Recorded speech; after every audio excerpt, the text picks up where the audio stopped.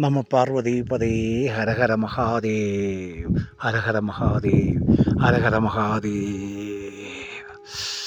ആദി കൈലാസം ജന്മ സാഫല്യം ജന്മസുഹൃതം. ആദി കൈലാസത്തിൻ്റെ ചുവട്ടിലാണിപ്പോൾ ഉള്ളത്. ആദി കൈലാസത്തിലുള്ള പാർവതീ ദേവിയുടെ ക്ഷേത്രമാണിത്. ഈ ക്ഷേത്രത്തിൻ്റെ സമീപമുള്ള പാർവതി സരോവരം ഇതാണ്. വളരെ അപൂർവമായി ഐതിഹ്യങ്ങളിലൊക്കെ പറഞ്ഞിട്ടുള്ള പാർവതി സരോവരമാണിത്.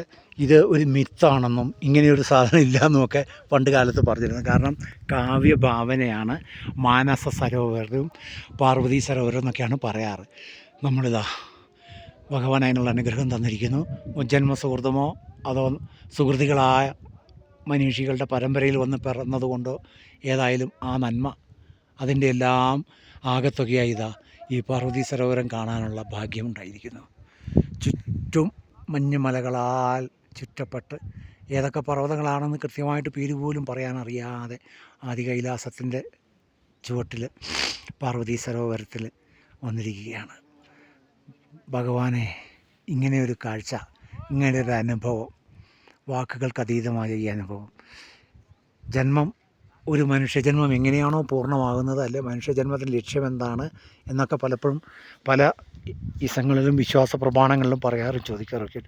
ഇതിനൊന്നിനും ഒരു മറുപടി ഇപ്പോൾ പറയാനില്ല. എല്ലാം ഭഗവാന്റെ അനുഗ്രഹം പോലെ. ഇതൊക്കെ ഇവിടെ ഈ സരോവരവുമായി ബന്ധപ്പെട്ടിട്ടുള്ള പൂജകളൊക്കെ ഇവിടെ നടക്കുന്നുണ്ട്. ഇവിടെ ഒരു ഫലകം കാണാം. ഭഗവാന്റെ വളരെ പ്രമുഖരായിട്ട് മറ്റു തരത്തിലുള്ള ആധുനിക ലോകത്തിൻ്റെ ആർട്ടിഫിഷ്യാലിറ്റി എന്ന് പറയുന്ന യാന്ത്രികതയുടെ ലെവലേശ തൊട്ടു തീണ്ടാത്ത എല്ലാം പ്രകൃതിയുമായി ഇണങ്ങിച്ചേർന്നുകൊണ്ട് പ്രകൃതി മാത്രം. ആൾട്ടിറ്റ്യൂഡ് പോലും എത്രയോ കൂടുതലാണോ, ഓക്സിജൻ ലെവൽ വളരെ കുറവാണ്. എങ്കിലും ഭഗവത് നാമം ഉച്ചരിക്കും തോറും വീണ്ടും വീണ്ടും നമ്മൾക്ക് ഊർജം ലഭിക്കുകയാണ്.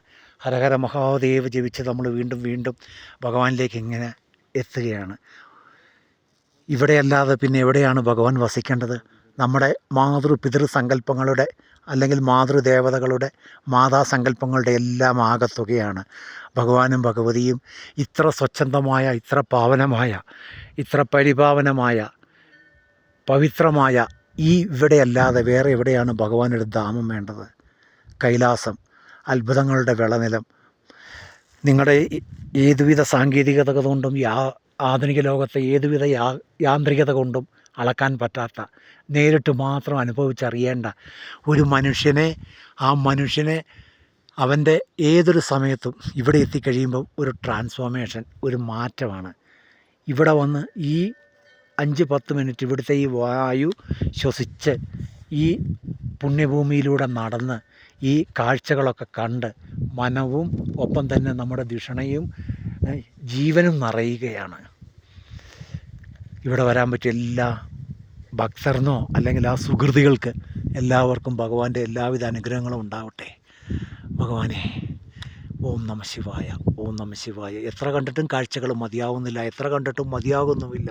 കൈലാസനാഥനെ കണ്ടില്ലേ? ഇതിൽ കൂടുതൽ എന്തൊരു സുഹൃതം, ഇതിൽ കൂടുതൽ എന്ത് വേണം?